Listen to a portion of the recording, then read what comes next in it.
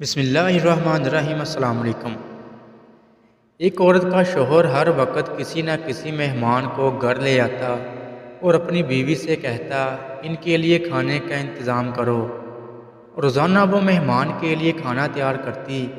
آخر کار وہ روز کے معمول سے تنگ آ گئی اور ایک دن رسول پاک صلی اللہ علیہ وآلہ وسلم کے پاس گئی اور کہنے لگی، یا رسول اللہ، میرا شوہر روزانہ کسی مہمان کو گھر لے آتا ہے اور میں کھانے بنا کے تھک جاتی ہوں۔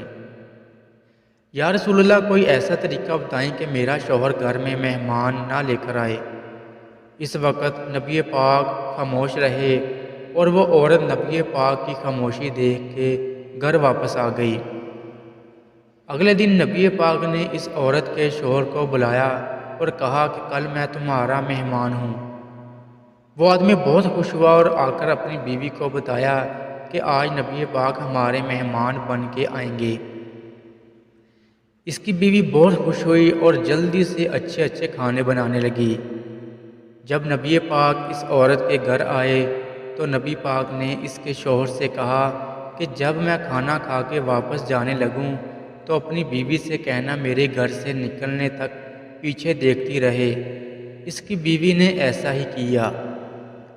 جب نبی پاک واپس جانے لگے تو اس عورت نے کیا دیکھا کہ رسول اللہ کے ساتھ بچھو، سانپ اور کیڑے مکوڑے سب ساتھ جا رہے تھے۔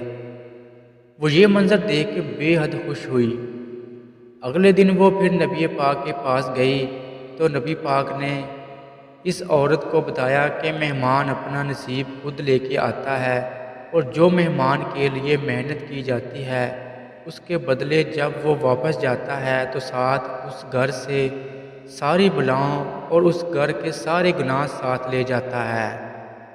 اللہ حافظ۔